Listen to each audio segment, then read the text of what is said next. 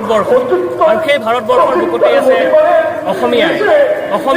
অযোগ্য সন্তান জগতগুৰু শংকৰদেৱৰ অনুপম সৃষ্টি ভাওনা। ভাওনাই অসমীয়া জাতিক এক কৰাৰ আটাইতকৈ শক্তিশালী এক মাধ্যম। যোৰহাট জিলাৰ মৰিজাজি অঞ্চলত মৰিজাজি আঞ্চলিক কলা কৃষ্টি কেন্দ্ৰ আৰু মণিকূট নাট্যগোষ্ঠীৰ যুটীয়া উদ্যোগত অনুষ্ঠিত হৈছে শ্ৰী শ্ৰী ৰাসলীলা মহোৎসৱ আৰু ভাওনা প্ৰতিযোগিতা। আজি ভাওনা প্ৰতিযোগিতাত আমি আছোঁ। আমি সকলোকে দেখাইছোঁ আচলতে এই অঞ্চলৰ মানুহৰ সমাগম হৈছে জনসমুদ্ৰত পৰিণত হৈছে মৰিজাজিৰ পাৰত। আৰু মৰিজাজি হ'ল বহু যুগৰ ইতিহাসৰ সাক্ষী আৰু এই মৰিজাজিয়ে এই ভাওনা পৰম্পৰাৰ ইতিহাস সেই ইতিহাস উজ্জ্বল কৰিবলৈ প্ৰজন্মৰ পৰা প্ৰজন্মলৈ সাক্ষী হিচাপে মৰিজাজি অন্যতম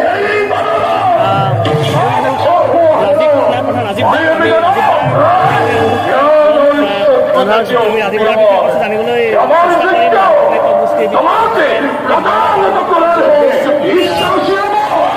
স্বাগতম জনাইছোঁ। আচলতে এক জনসমুদ্ৰত পৰিণত হৈছে আৰু বিশেষকৈ মৰিজাজিৰ ইতিহাসৰ সূচনা হৈছে। ঘটনাই বহু যুগ যোগান বা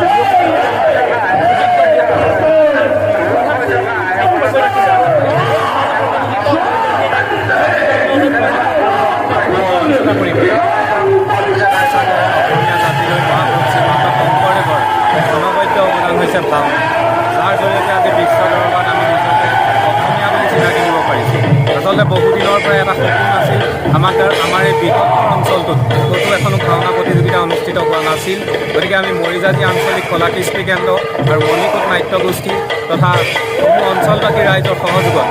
প্ৰথমবাৰৰ বাবে আমাৰ এই বৃহত্তৰ অঞ্চলটিত এখনি ভাওনা প্ৰতিযোগিতাৰ আয়োজন কৰিছোঁ। 7 নৱেম্বৰৰ পৰা 14 নৱেম্বৰলৈকে এক বিস্তৃত কাৰ্যসূচীৰে আমি এই ভাওনা প্ৰতিযোগিতাখনি আয়োজন কৰিছোঁ। গতিকে এই ভাওনা প্ৰতিযোগিতাখনিৰ লক্ষ্য আৰু উদ্দেশ্য এটাই যে মহাপুৰুষ দুজনাই যি এক সংস্কৃতি আমাক দি গৈছে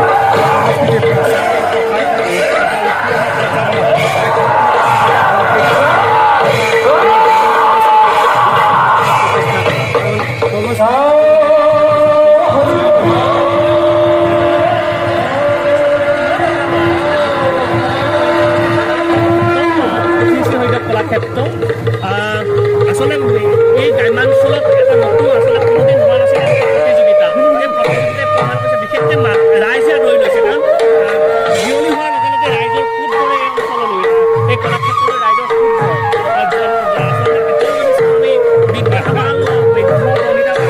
সকলোৱে কিন্তু ভাওনা চাইছে, কিন্তু ভাওনা প্ৰমাণ কৰিছে যে কিমান আছে আমি ভিতৰৰ পৰিৱেশ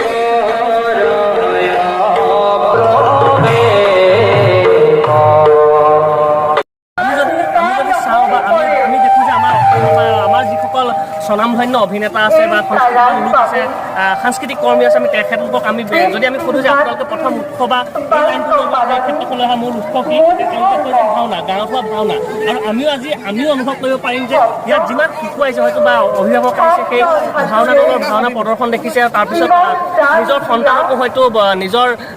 মানে ভাওনাৰ প্ৰতি আকৰ্ষিত হোৱা, নিজৰ সন্তানসমূহ ভাওনাৰ প্ৰতি আকৰ্ষিত হোৱাৰো এটা কেন্দ্ৰীয় স্থল আছে। আমি এজন দৰ্শকক আমি লগ পাইছোঁ। দাদা নমস্কাৰ জনাইছোঁ, কেনেকুৱা অনুভৱ? সুন্দৰ অনুভৱ। আমি কমিটিক ধন্যবাদ জনাব লাগিব। ইমান মানে ভিতৰুৱা অঞ্চলত ইমান সুন্দৰকৈ আয়োজন কৰিছে, খুব ভাল লাগিছে। আৰু প্ৰতিযোগী দলসমূহো খুব সুন্দৰ হৈছে, সময়মতে আৰম্ভ কৰিছে, খুব সুন্দৰ হৈছে, ভাল লাগিছে। হয়, সেইটো আমি ক'ব পাৰোঁ যে ইয়াৰ যিটো আচলতে শৃংখলাবদ্ধতা খুব সুন্দৰভাৱে শৃংখলাবদ্ধতা আছে, কোনো ধৰণৰ কোনো অপূৰ্ণ নাই, ইমান ধুনীয়াকৈ চলি আছে। সময়তে আৰম্ভ হয়, ভাওনা প্ৰতিযোগিতা আৰম্ভ হয় আৰু আজি বাহিৰ চলি আছে। আমি এই ভাওনা প্ৰতিযোগিতাই এই আমাৰ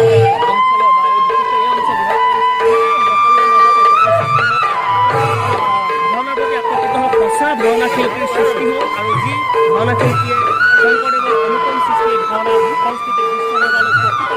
লৈ যোৱাত সহায় কৰিছে।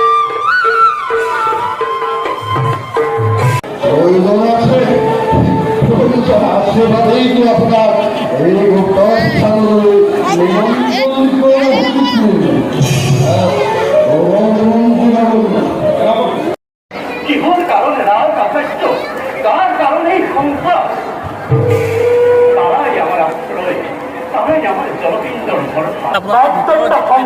পৰিৱেশ দেখাইছোঁ সেই পৰিৱেশতে আপোনালোকে গম পাইছে আচলতে ৰাইজে কেনেকৈ প্ৰতিযোগিতাখন নিজৰ অন্তৰত স্থান দিছে আৰু সেইবাবে ইমান দৰ্শকৰ পৰিমাণে এতিয়া আমি আমাৰ এই অনুষ্ঠানৰ সভাপতি লগতে শিক্ষাবিদ শ্ৰীযুত পৰাগজ্যোতি বৰা ছাৰ আছে আমি ছাৰৰ পৰা অকণমান জানিব অনুভৱ কৰিছোঁ ইয়াত কৰ্মশালা প্ৰতিযোগিতা এটা প্ৰতিযোগিতা আমি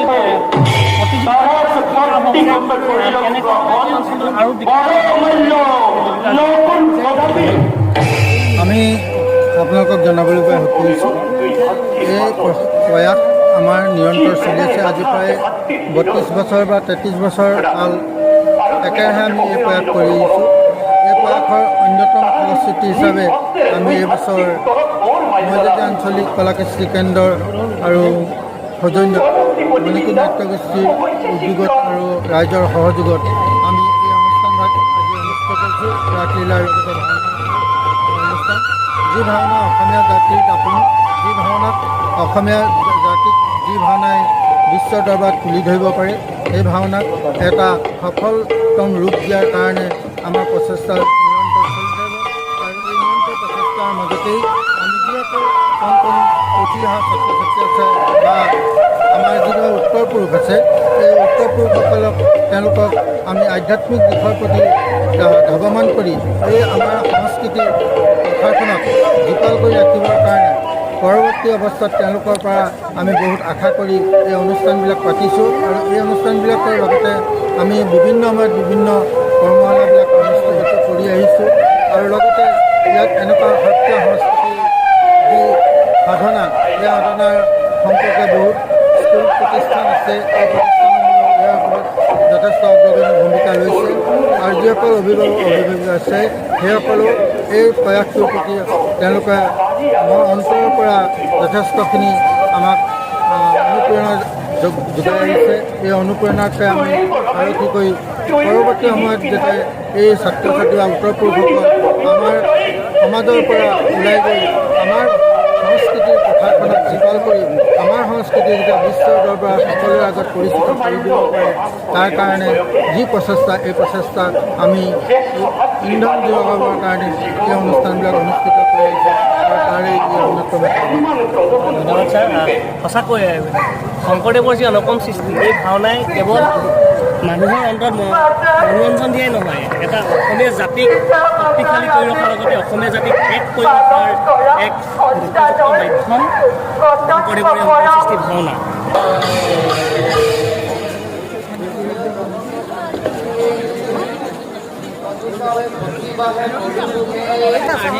ভাওনা কেনেকুৱা পাইছে ভাও কেনেকুৱা লাগিলে